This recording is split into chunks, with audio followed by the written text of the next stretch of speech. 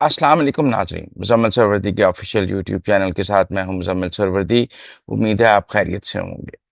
नाजरीन, कुछ अहम खबरों के साथ इस वीलॉग में हाजिर हूँ। सबसे पहले तो बहरीन में अमेरिका की और खित्ते के 12 ममालिक की एक सिक्योरिटी मीटिंग हुई है, जिसमें उनके फौजी एहलकार शरीक हुए हैं। अमेरिका की तरफ से सेंटकॉम के कमांडर एडमिरल ब्रैड कूपर हुए हैं और तमाम इन 12 मुल्कों के, आप समझ लें, army chief, security chief, intelligence chief इस मीटिंग में मौजूद थे।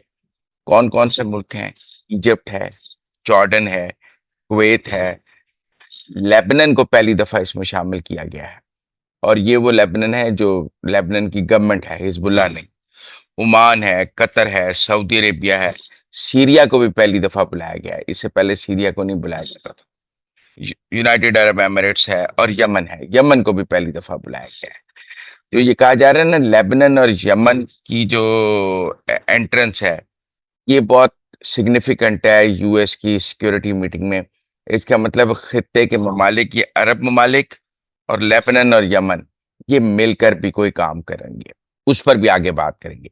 देखें, पहली बात तो ये है कि इन 12 मुल्कों के साथ यूएस के सेंटकॉम के कमांडर ब्रेट कूपर की जो मीटिंग है, उसके बाद ब्रेट कूपर ने सिर्फ इतना कहा है कि हम we are standing shoulder to shoulder with our security partners, कि हम कंधे से कंधा मिला के इनके साथ खड़े हैं। इससे ज्यादा तफसीलात अभी इसकी बाहर नहीं आई हैं, लेकिन कुछ जरीदों ने, कुछ काउंट्स में इसकी कुछ तफसीलात आई भी है।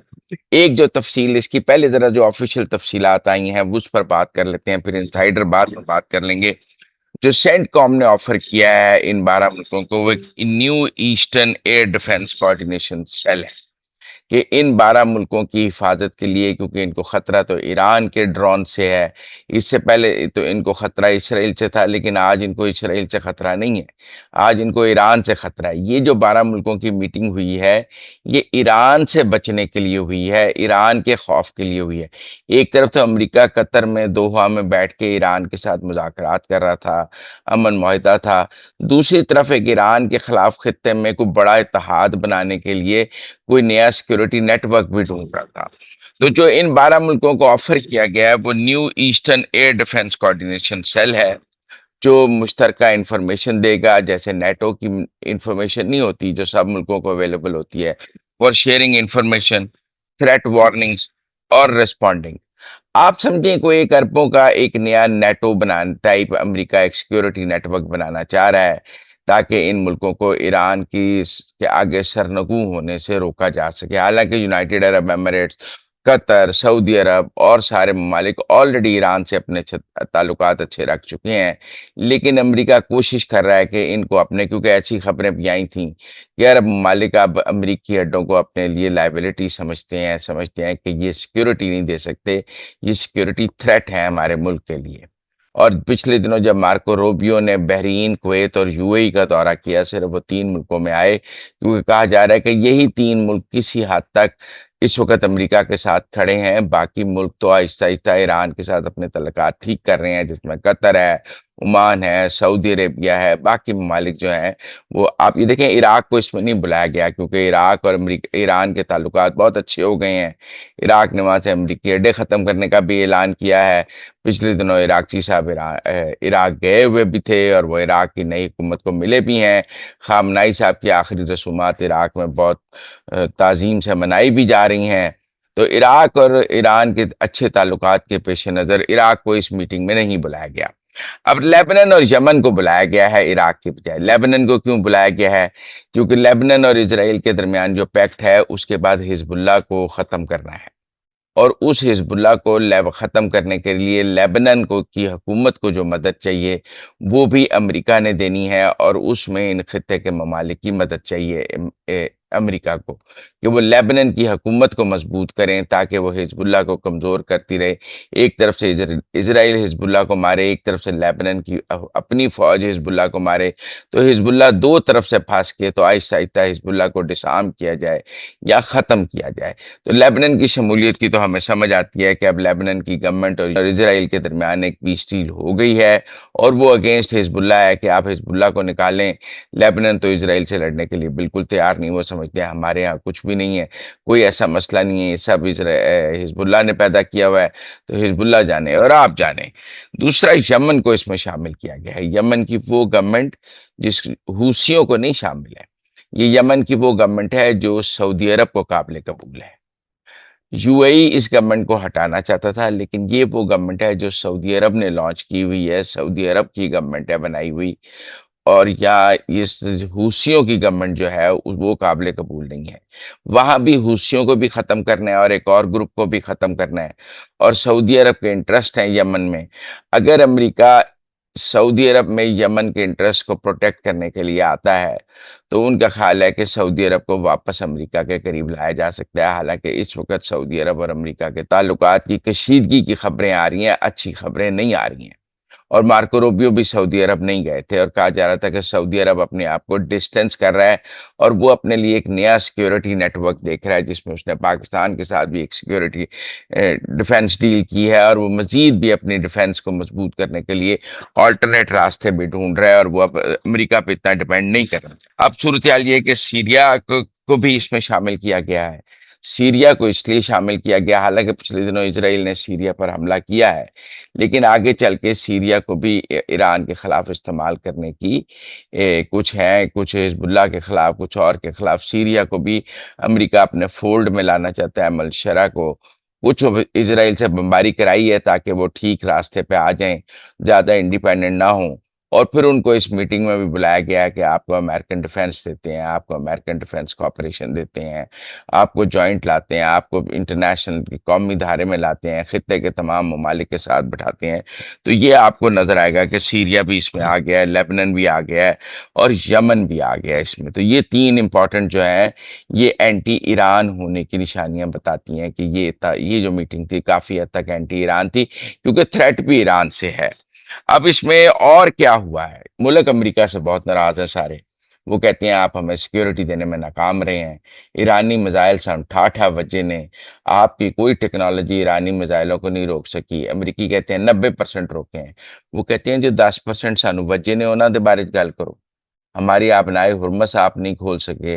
اور پھر جب میزائل آتے ہیں تو ہمارے ملکوں کی اکانومی ختم ہو جاتی ہے، ٹورزم ختم ہو جاتا ہے، ہمارے شہری پریشان ہو جاتے ہیں، ہمارا سب کچھ ڈوب جاتا ہے۔ تو امریکہ ہمیں پروٹیکٹ نہیں کر سکا جو امریکہ نے پروٹیکشن کا ہم سے وعدہ کیا ہوا تھا۔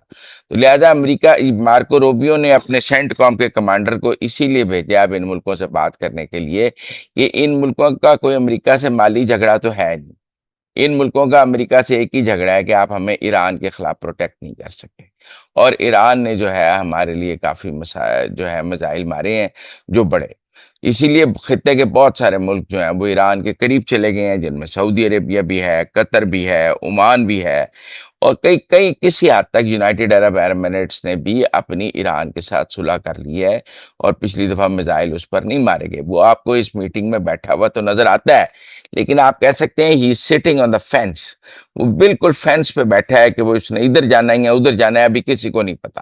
سعودی عرب کا تو پتہ ہے کہ وہ ایران کے ساتھ اپنے تعلقات ٹھیک کر رہا ہے، قطر کا پتہ ہے، عمان کا پتہ ہے، لیکن یونائٹڈ عرب ایمریٹس ابھی بھی ڈبل گیم پہ ہے۔ وہ تہران کا چکر بھی لگایا ہے، جزیہ بھی دے آیا ہے، پاسداران انقلاب کو سلام بھی کر رہا ہے، لیکن وہ امریکہ کے ساتھ اتحاد میں بھی اور ابراہیم اکارڈ میں بھی ابھی تک موجود ہے، لیکن اس بار اس پر میزائل نہیں مارے گئے۔ کویت اور بحرین تو بہت ہی ایکسٹریم پوزیشن پر موجود ہیں اور ابھی تک امریکہ کے مکمل کھاتے میں موجود ہیں، اسی لیے ایران نے ان کو کافی نشانہ بھی بنایا ہوا ہے۔ جارڈن بھی مکمل طور پہ جو ہے وہ امریکہ کے ساتھ کھڑا ہے، لیکن جارڈن کو کوئی اتنا خاص ایران نے نشانہ بنایا بھی نہیں ہے، اور جارڈن بھی اسرائیل کو پروٹیکٹ کرنے کے لیے جو میزائل اسرائیل کو مارے جاتے ہیں وہ جارڈن کی ایئر اسپیس سے جاتے ہیں، تو جارڈن کا جو ایئر ڈیفنس سسٹم ہے وہ 70% میزائل اسرائیل تک پہنچنے نہیں دیتا ہے، تو اس لیے جارڈن کا رول بھی اہم ہے۔ جارڈن کی اپنی سیکیورٹی بھی اہم ہے، اور جارڈن اس لیے بھی اہم ہے کہ وہ اسرائیل کو بھی سیکیورٹی فراہم کرتا ہے۔ تو یہ جو 12 ملکوں کا اتحاد کی جو میٹنگ ہے سینٹ کام کی، ہم اس کو کامیاب کہیں گے یا ناکام کہیں گے؟ کیا ہم یہ کہہ سکتے ہیں کہ ان ممالک کو امریکہ نے یہ یقین دہانی کرا دی ہے کہ ایران آپ کے لیے کوئی خطرہ نہیں؟ یا یہ ممالک آج بھی ایران کو اپنے لیے ایک بڑا خطرہ سمجھ کر ایران سے اچھے تعلقات کی کوشش کریں گے؟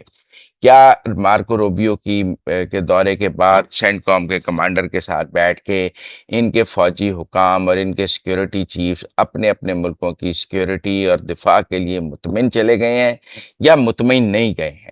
یہ خطے کی سیاست کا ایک بڑا رخ ہے۔ اگر تو آپ سمجھیں کہ سعودی عربیہ مطمئن نہیں ہے تو پھر امریکہ کے ہاتھ سے سعودی عرب جاتا نظر آتا ہے۔ اگر قطر مطمئن نہیں ہے، اگر آپ کو نظر آتا ہے کہ یونائٹڈ عرب ایمریٹس مطمئن نہیں ہے، اگر عمان مطمئن نہیں ہے، اگر بحرین مطمئن نہیں ہے، اگر کویت ممکن نہیں ہے، تو یقیناً امریکہ کے لیے یہ مشکلات کی بات ہے کہ یہ جو عرب ممالک ہیں یہ اب امریکہ سے دفاع کے لیے سے مطمئن نہیں ہے کہ امریکہ ان کا دفاع نہیں کر سکتا۔ پچھلے 30-40 سال تو وہ یہی سمجھتے تھے کہ امریکہ ہمارا دفاع کرے گا، اور انہوں نے امریکی اڈے اپنے ملک میں مہمان رکھے ہوئے تھے کہ یہی ہمارا دفاع ہے۔ ہمیں دفاع کی کیا ضرورت ہے؟ امریکہ جتنے پیسے مانگتا ہے امریکہ کو دو، اور ہمارا دفاع مضبوط ہے، نہ اسرائیل حملہ کرے گا، نہ ایران حملہ کرے گا، ہم آرام سے اپنی چین کے زندگی گزاریں گے اور پیسے بنائیں گے۔ اب یہ سوچ پیدا ہو گئی ہے عربوں میں کہ نہیں، امریکی اڈے تو زیادہ خطرے کی بات ہے۔ جب امریکہ اور ایران لڑائی ہوگی سیدھا میزائل تو ہمارے اوپر پڑنے ہیں، امریکہ پہ تو نہیں پڑنے، امریکہ تو بہت دور ہے، بحرین پر پڑھنے ہیں، کویت پہ پڑھنے ہیں، سعودی عرب پہ پڑھنے ہیں، یونائٹڈ عرب ایمریٹس پہ پڑھنے ہیں، ساری جگہ پڑھنے ہیں، تو ہمارا بنے گا کیا؟ تو اس لیے اس وقت امریکہ جو ہے وہ شدید کوشش کر رہا ہے کہ عربوں کو مطمئن کر سکے۔ ایک طرف وہ ایران کے ساتھ مذاکرات کر رہا ہے، اور بظاہر لگتا ہے کہ ان مذاکرات میں امریکہ جو ہے بے بس نظر آ رہا ہے۔ عرب یہ بھی دیکھ رہے ہیں کہ جو دوحہ میں مذاکرات ہیں اس میں امریکہ بے بس ہے۔ جو ایران کی آبنائے ہرمز پہ پوزیشن ہے، امریکہ اس پوزیشن کو چینج کرانے کی پوزیشن میں نہیں ہے۔ جو ایران آبنائے ہرمز پہ اپنا کنٹرول رکھنا چاہتا ہے، جس کی وجہ سے عربوں کو مسئلہ ہے کہ ان کا تیل آبنائے ہرمز سے گزرتا ہے، جس دن ایران چاہے ان کا تیل بند کر دے، یا وہ ایران سے پوچھ کے اپنا تیل گزارتے ہیں۔ اس سے زیادہ تو سرنگو کوئی نہیں نا، کہ کویت سے تیل کا جہاز نکلتا ہے، وہ ایران کے پاس داران انقلاب کو فون کرتا ہے کہ جی ہم آ رہے ہیں، وہ کہتے ہیں اچھا آپ لین نمبر 3 سے جائیں گے، آپ لین نمبر 1 سے جائیں گے۔ تو پوچھنا تو ایران سے ہے نا، اور امریکہ یہ ابھی تک تادم گفتگو ایسا کچھ نہیں لا سکا کہ ایران اپنائے ہرمز کا کنٹرول چھوڑ دے۔ عربوں کو ایران کے ایٹ نیوکلیئر پروگرام سے کیا تعلق ہے؟ ان کے لیے تو اس کے بیلسٹک میزائل ہی نیوکلیئر ہیں، ان کے لیے تو ان کے جیلی فش ڈرونز ہی نیوکلیئر سے کام نہیں ہے۔ وہ مطلب وہ سمجھتے ہیں کہ دنیا میں اب نیوکلیئر تو کوئی کسی پہ نہیں مار سکتا، یہ جو jelly fish drones ballistic missile جو دوسرے ہیں، ہمارے لیے تو یہ نیوکلیئر ہی ہیں، ہمارے لیے تو یہ ایٹم بم بھی ہیں۔ جب وہ ہم پہ یہ مارتا ہے، جب یو اے ای پہ 2500 میزائل مارتا ہے، تو یو اے ای کے لیے تو یہی ہے کہ مجھ پہ ایٹم بم گرا دیا ہے۔ جب بحرین پر میزائل مارتا ہے، بحرین کے لیے ایٹم بم بھی ہے۔ تو ان کو امریکہ کی نیوکلیئر تھیوری میں کوئی کنسرن نہیں کہ دیکھیں میں نے ایران سے 10 سال کے لیے نیوکلیئر کیپ کرا دیا، میں نے اس کا جو یورینیم انرچ یورینیم جو ہے وہ ڈی انرچ کرا دیا۔ عرب ان باتوں میں نہیں بکنے والے۔ عربوں کو پتہ ہے کہ اس سے ان کی سیکیورٹی کوئی گارنٹی نہیں ہے۔ ہو سکتا ہے اسرائیل کی سیکیورٹی گارنٹی ہو، لیکن عربوں کی اور خطے کی تو کوئی سیکیورٹی گارنٹی نہیں۔ ایران کا نیوکلیئر پروگرام کو یو اے ای کے لیے تو تھریٹ نہیں تھا، کویت بحرین کے لیے ان کے لیے تھریٹ میزائل ہے، میزائلوں پہ بات ہی نہیں ہو رہی ہے۔ لہذا وہ امریکہ کی اس وقت کی جو اسٹریٹجی ہے اس سے خوش نہیں ہے۔ دوسرا، ان کو یہ بھی سمجھ آ گئی ہے کہ 40 دن امریکہ بمباری کر کے ایران کا کچھ نہیں بگاڑ سکا، رجیم بھی وہیں موجود رہی، طاقت بھی وہیں موجود رہی۔ ابھی پچھلے دنوں پھر میزائل مار دیے تو میزائل بھی وہیں موجود رہے۔ تو عربوں کو سمجھ آ گئی ہے کہ امریکہ نے جڑے بم بیسن سارے مار لینے، وہ بعد بھی ایران بم مارنے کی پوزیشن میں ہے۔ ایران کی تیاری بھی بہت ہے، اور وہ تیاری جو ہے امریکہ کے لیے نہیں ہے، وہ تیاری ہمارے لیے ہے۔ جب امریکہ ایران کو مارے گا، ایران ہمیں مارے گا۔ جب امریکہ ایران کو مارے گا، ایران ہمیں عربوں کو مارے گا۔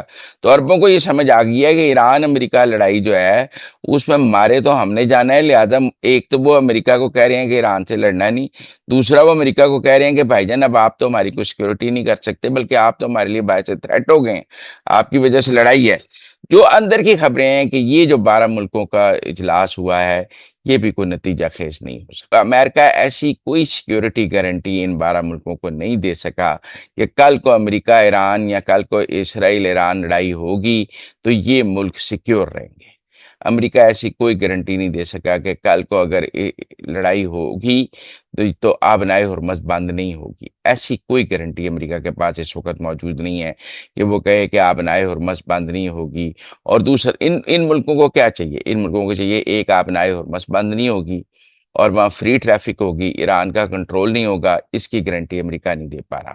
دوسرا یہ کہ ایران کا کوئی میزائل ہماری فضا تک نہیں پہنچے گا، کیونکہ اس کے ڈیبریز بھی گرتے ہیں تو ان کے لیے تباہی ہوتی ہے. ایسا نہیں ہے فضا میں مار کے جب نیچے ڈیبریز بھی گرے ہیں یونائٹڈ عرب ایمریٹس میں تو نقصان تو ہوا ہے ان ڈیبریز سے بھی.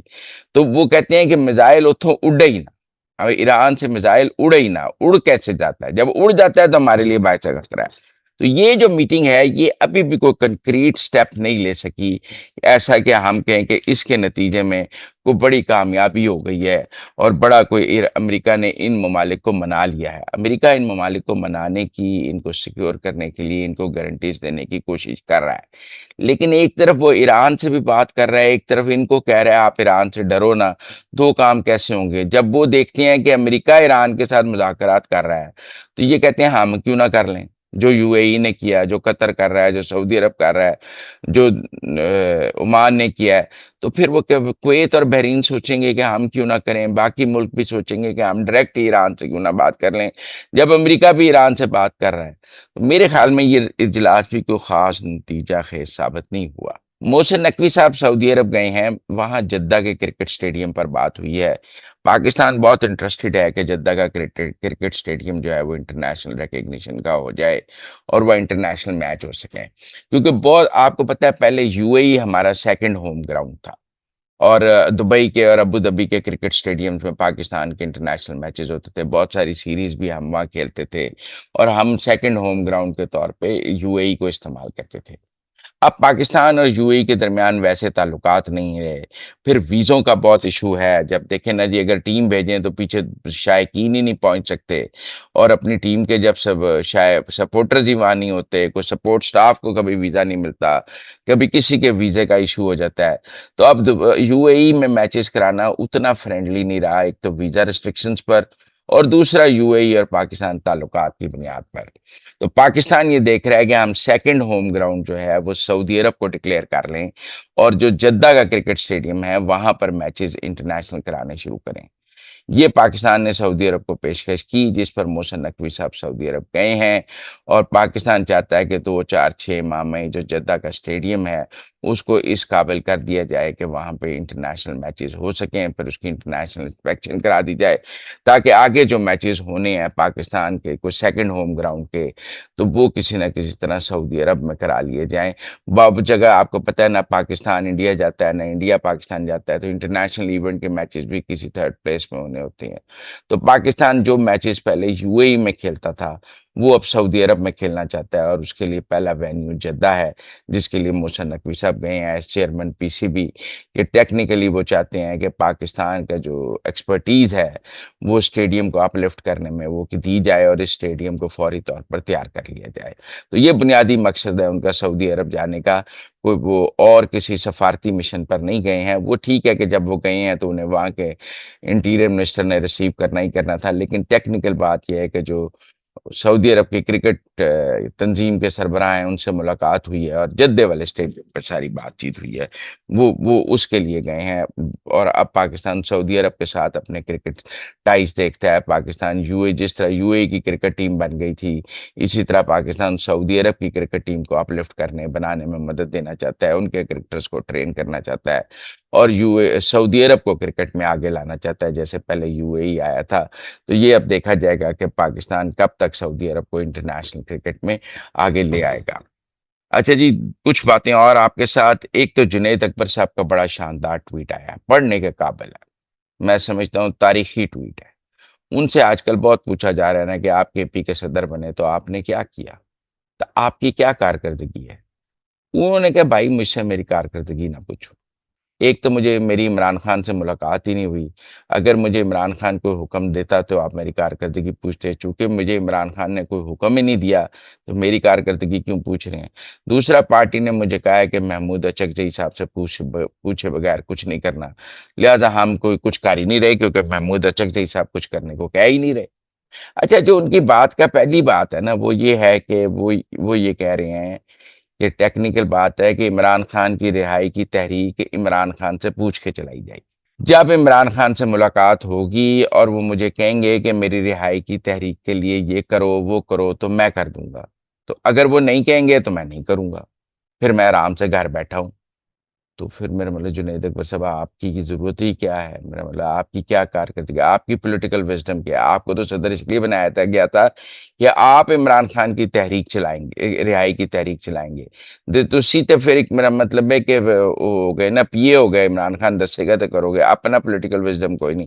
یہ سوال سہیل افریدی کے ساتھ بھی ہے کہ آپ وزیر اعلیٰ بنے، آپ بھی کہتے ہیں میری عمران خان سے ملاقات نہیں ہوئی لہٰذا میں کوئی تحریک نہیں چلا رہا، وہ جو کنٹینر بنایا تھا، وہ جو کفن پہننے تھے، وہ جو اسٹریٹ موومنٹ تھی آپ نے ساری ڈم کر دی، بجٹ بھی پاس کر لیا، آپ نے سارا کچھ کر لیا، اور اپنے شہزاد اکبر صاحب کہہ رہے ہیں کہ مزمل اسلم صاحب تو بالکل اسٹیبلشمنٹ کے ٹاؤٹ ہیں جو آپ کے وزیر خزانہ ہیں، اور وہ سینٹر کو سب کچھ مل بھی رہا ہے، تو آپ بھی عمران خان کی رہائی کی تحریک چلانے میں بالکل ناکام رہے۔